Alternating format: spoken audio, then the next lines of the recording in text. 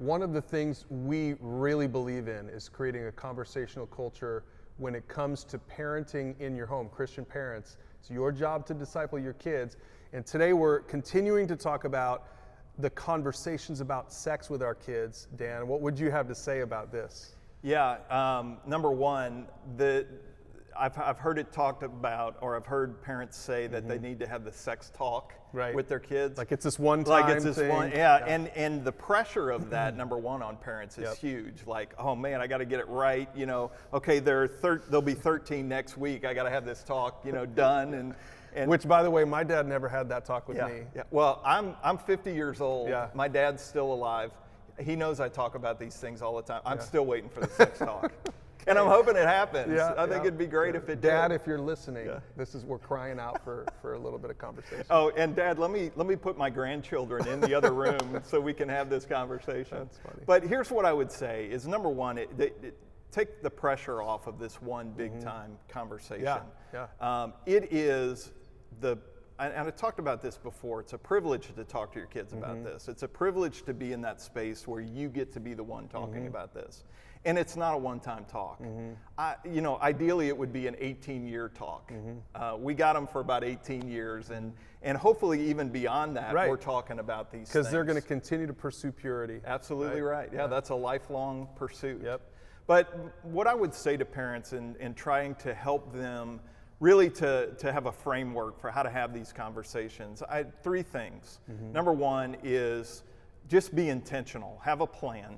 And when I talk about being intentional, I think it's so important for parents to be intentional in the sense of, we're going to start talking about these things right away. I talked about this earlier in one of our other lessons, and we talked about this, but sex education is happening with our kids. Whether we're giving it to them or the world's giving it to them, it's happening. And so when I say be intentional, become the primary go-to person in your kids' lives when it comes to sex.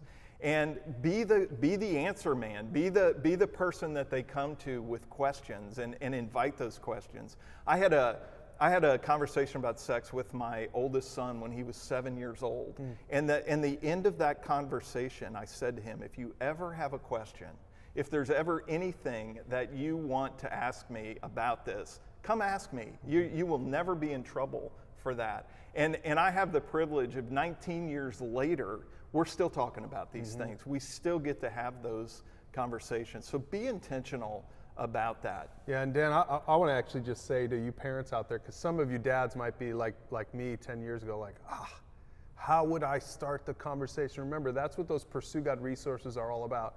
We have content for junior high students, for high school students, for elementary kids, and it's all about sparking a conversation. So if you're not sure to have some of these conversations, find the topic on our site. There's some links below to help you to do that. So that's really what these tools are all about, is helping you have some of these conversations. Yeah. The other question I get asked, probably more than any other, is at what age should I start talking to my kids about sex? And I usually answer that question with another question, just because I like to be a little obnoxious. But the question that I would ask a parent asking, at what age should I start talking to my kids, is this: at what age does the culture start talking to your kids about sex? And when we think about it in that way, when we think about the fact that the culture is talking to our kids and they are crafting a story, it will make us start having these conversations a lot earlier.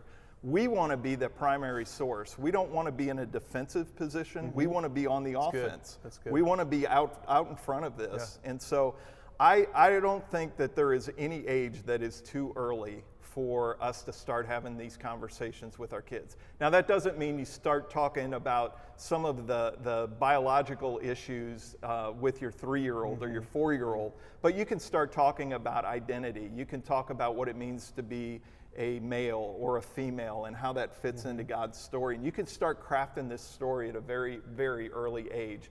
Then when those questions come, when those things, you have a foundation, you have a basis to start from.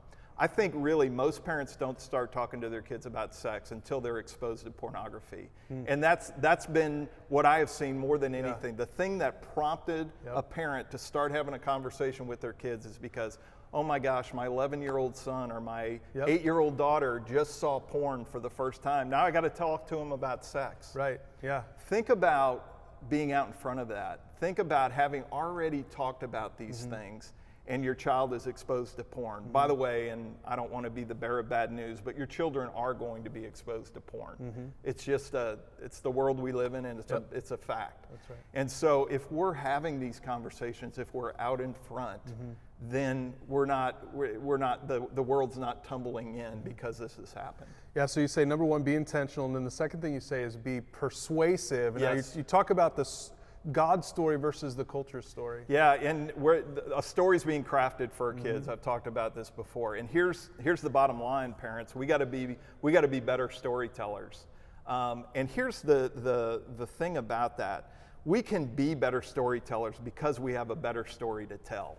And I think for a lot of us that grew up in the church or who've been around church culture for any length of time, I think we have a hard time believing that. I think a lot of us feel like the culture has a better story or has a more compelling story for our kids than what the Bible would have to say. And I disagree with that.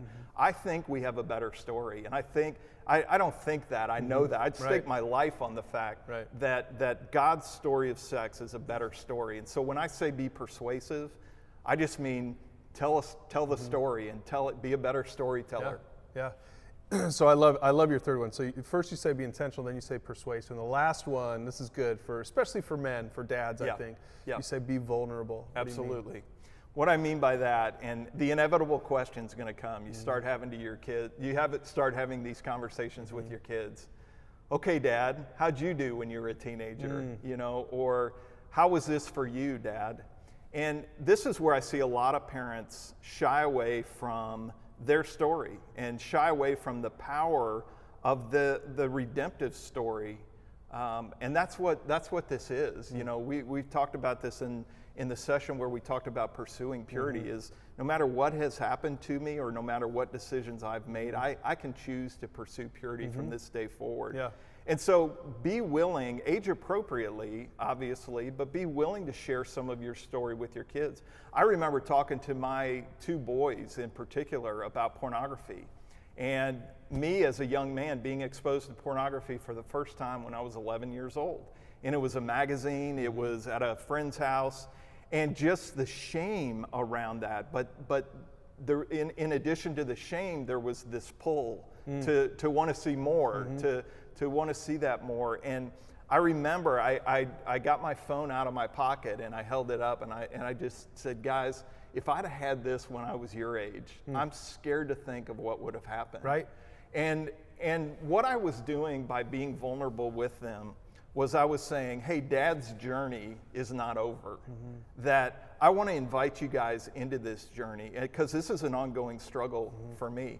When my boys and I, and my daughter as well, I have two sons and a daughter, when we would be watching television in the living room and something inappropriate would come on TV and I would change the channel. And parents, I would recommend, if you're sitting in the room and you're seeing something and you change the channel, don't just change the channel and miss the opportunity to speak into that moment. That is teed up for you perfectly. When I would do that with my kids, and really with my two boys sitting there, I would always say to them, guys, the reason I changed the channel was because I don't need to see that. Because when I go to bed tonight, I'm going to be replaying that scene in my mind. It wasn't this, you guys don't need to see yeah, that. that's good. You don't need to be looking at it. But guess what? I don't need to see that. Right. Like, this is an ongoing journey. So for me, that vulnerable piece is an opportunity, number one, to just talk about the redemptive power of Christ in me, to have faith in that. But number two is just to model for them what it looks like to walk in that way. Yeah, because really, if you think about it, the enemy wants us to push that down, to keep that in the shadows. But look, if moms and dads, but dads, if we keep that in the shadows, our boys are going to keep that in the shadows. That's right. And that's where sin thrives, right? In the shadows. Yeah. One quick story I'll tell, and I'll shut up after that. But when my oldest son was going off to college, he had his laptop. We'd given him a laptop for a graduation present. And a couple weeks before he was going to school, he brought his laptop down to me and he handed me his laptop and he said, "Hey Dad, would you put that program on my laptop that you have on your laptop?" And I'm like, "What program is that?" And it happened to be a program called Covenant Eyes, which is a great accountability tool that I've used for years. And just to hear him want that and ask for that on his computer was just such a great privilege as a dad, knowing, okay, number one, is he going to mess up? Yes. But the fact that he's willing to be on this journey, and for me, that was that whole idea of pursuing purity. He was willing to pursue purity and understood that. Yeah, Dan, that's so good. And I just want to encourage you, this is the last video in this particular series for you as parents, but remember, have those other conversations, not just as a couple, but have those conversations with your kids. We've got tools to help you to do just that. That conversational culture can help you talk to your kids about sex in this hypersexual culture that we live in.